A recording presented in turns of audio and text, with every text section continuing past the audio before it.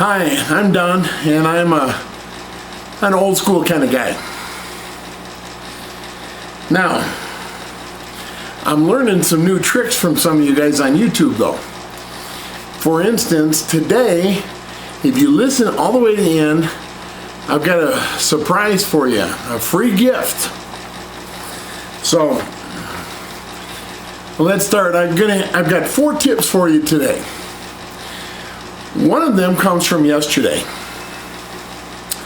I was watching a YouTube video and I saw somebody that was setting up a tank, and they had, a filter and a pump, a power head and a heater, and they stretched the cords down and plugged them in behind the little stand. And I wanted to scream, "No, don't do it!"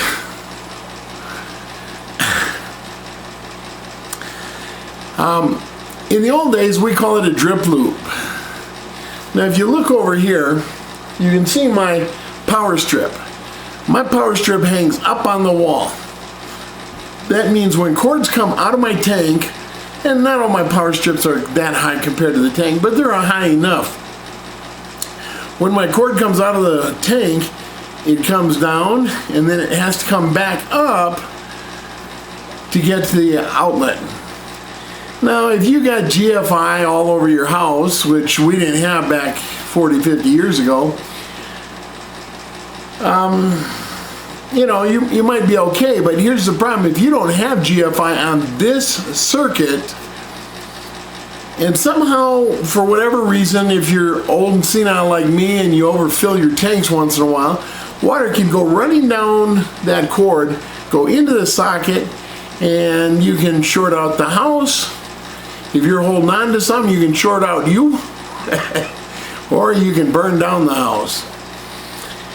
And I got news for you. Fish may be in water, but even they don't survive house fires.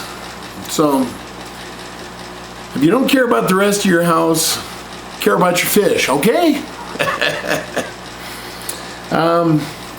So that's tip number 1. Tip number 2. Feeding fry. I hear people all the time talk about, well, if you're gonna have fry, you gotta have brine shrimp or microworms, or you gotta do this or you gotta do that. I got news for you people. Especially if you have planted tanks and they're mature tanks. Man, I don't hardly ever feed my fry at all.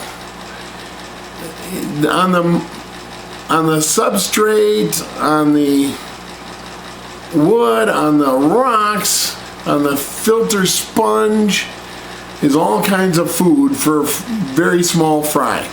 That's on a mature tank. And if you got a bare tank, oh well, you're on your own. And there's still some food out there, but you probably ought to be supplementing. Now, there are certain fish that if you have them, you have to be careful what you feed and how you feed it and so forth. Research your fish and know. And then I hear people say, well, my pellets are too big for my fry, or my flake food's too big for my fry.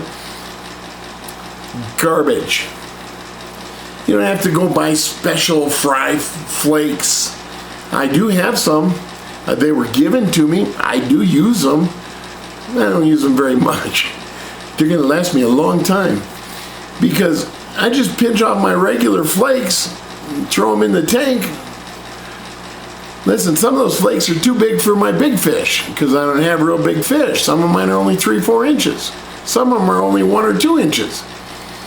What they do is they grab a piece of that flake and they rip it apart and spit out part of it, creating crumbles. Same with pellets. If you get a fish, unless they swallow them whole, they're going to crunch the pellets and a little bit's going to go out. The fry can eat that stuff. Also, fry can tear apart flakes just as good as the big fish. They just tear smaller pieces. So, don't get excited about it. Research your fish, know what they need. Don't pay any attention to everyone that's saying, oh, you got to have this, you got to have that.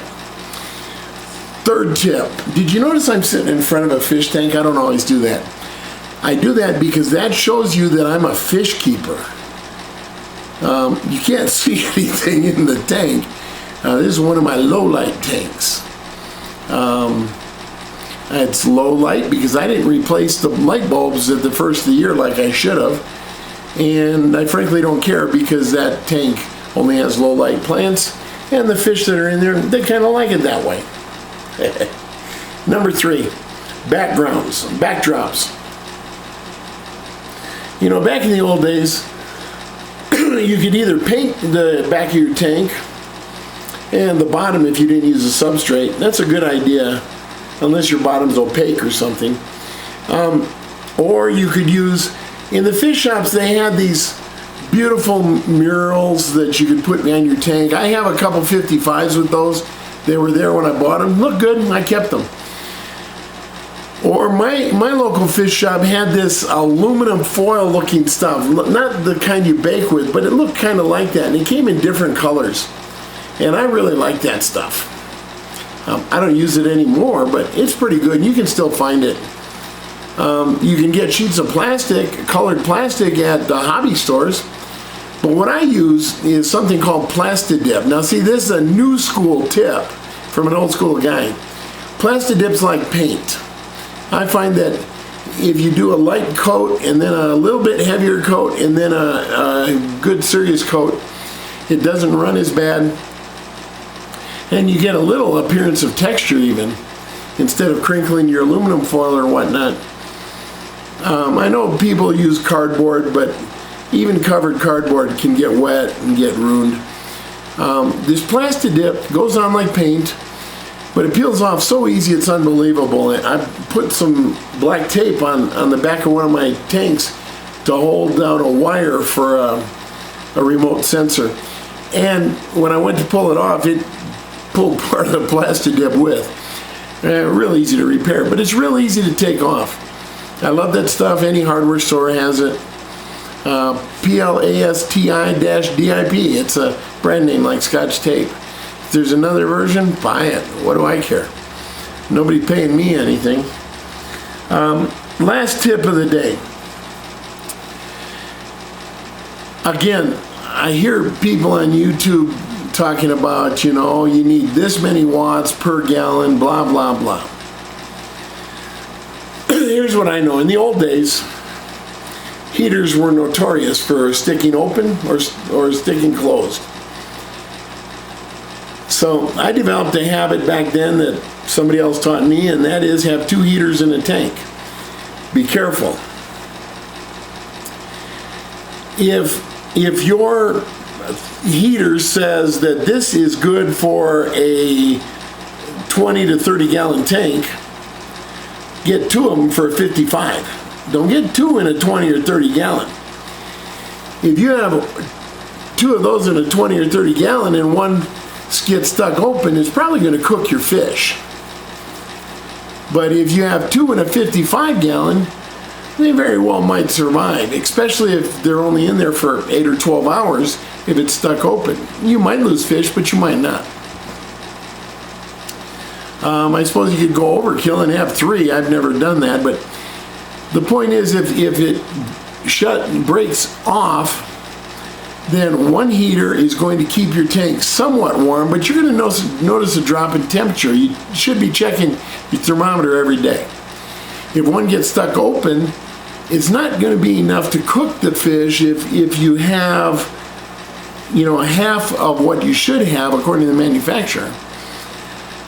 And if you check every 8 to 12 hours, then, you know, you're probably going to catch it before it gets too bad. If you start at 78 and you're at 74 or 82, you got a problem. Go figure it out fast. I like double heaters. So, anyway, we'll talk more about stuff like that later. And this is just a mismatch of 4 different things I wanted to throw out there. Oh, and the free prize.